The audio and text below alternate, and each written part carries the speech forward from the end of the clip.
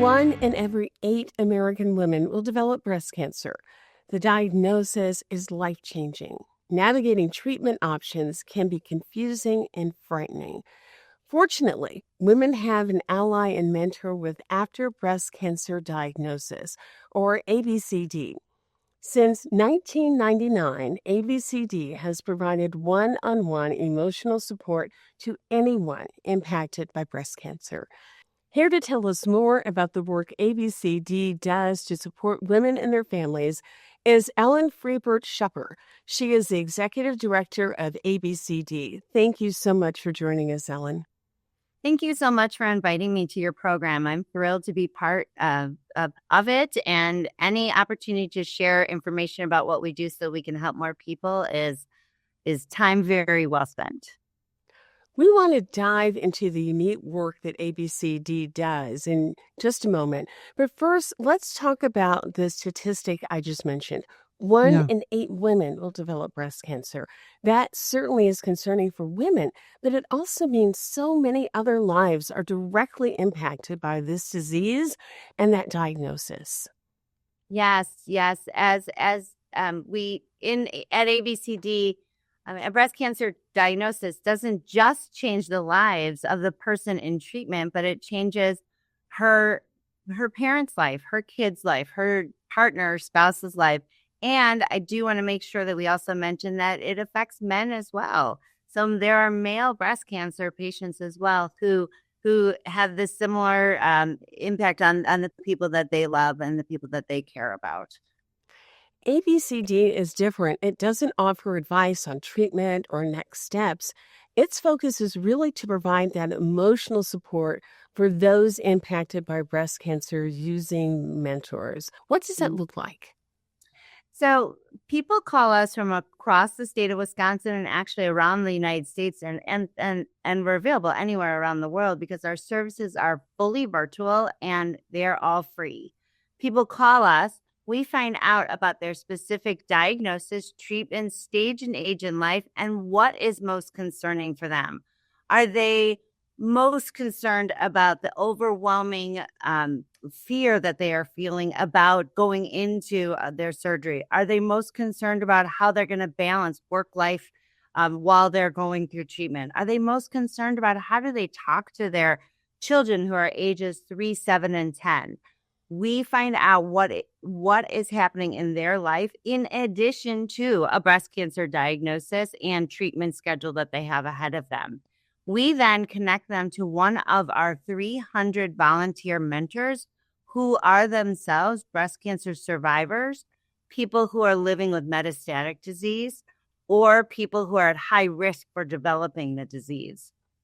This one-to-one match, which truly is so unique, enables people to have a safe space to talk about what it's really like to be going through a breast cancer diagnosis and treatment.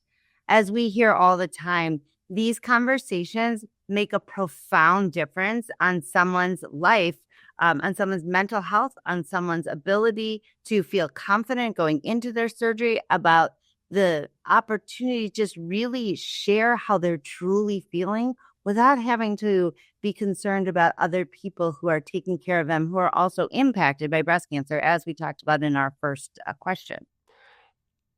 It must just be so critical to someone's experience when you have someone who you can talk to very openly. There's some things we can talk to our friends about, but there's some things that we just can't. Those mentors just must make all the difference in the world for women who are experiencing breast cancer. They really do, Denise. And what we say is that at ABCD, the services that we're providing are really good for the person receiving the support, and they're really good for the person giving the support, because our mentors are all themselves people who have gone through breast cancer. So they have had all these experiences, and it's healing through helping. And this opportunity that our mentors are able to receive is good for them as it is good for the person receiving it. And you mentioned, the safe space that is created by these mentors and participant relationships. We hear all the time that this relationship enabled a person to have conversations that they just couldn't have with the people who love them. And it makes sense because not only do you sometimes not want to add additional burden to the people who are responsibility, the people who are caring for you, but you also just want to talk to someone who really gets it, just truly gets it and understands. And that makes a huge difference in someone's life.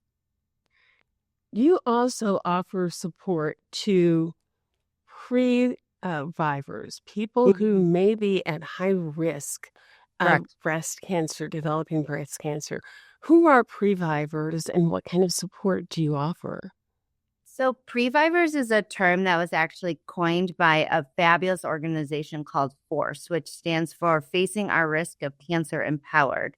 What it is it's a group of people who are at high risk for developing breast cancer based on their genetic disposition, based on information that's been shared with them about their family history. It's people who we probably all know who are going in for screenings every 6 months. Either oftentimes it's a combination of mammogram and then some sort of ultrasound to assess whether or not there could be cancer cells growing in someone's breast. And that creates a lot of what's called scanxiety. If you think about all the nervousness and worry that goes into, well, is this the appointment that the cancer cells are going to be found? So previvors are living with their own angst and their own fear and their own worry. And some choose to do a prophylactic double mastectomy. So it's people who choose to have a mastectomy when cancer is not present, or they choose to do watchful waiting, which is what I just described, where you go every 6 months to get screenings. And women who identify with what I just described, the term is previvor. And we have mentors at ABCD who have chosen to volunteer for our organization so that they can support other people just like them who have had to make decisions and be advocates for their own health and be aware of their own health, just kind of on an almost like an accelerated level. And being able to talk to someone again, just like them, provides tremendous support for our mentors and the people who are calling us for support. We just started this Previvor program last November. We have 3 mentors who are Previvors. And so far, we've supported about 10 people in that one-to-one support that we provide. And we have our next Previvor training in November, December. So this is a growing program that ABCD is executing.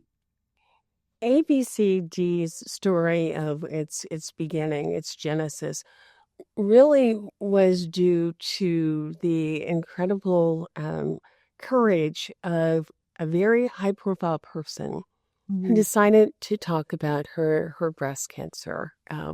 Melody Wilson, who was an anchor here in Milwaukee. Mm.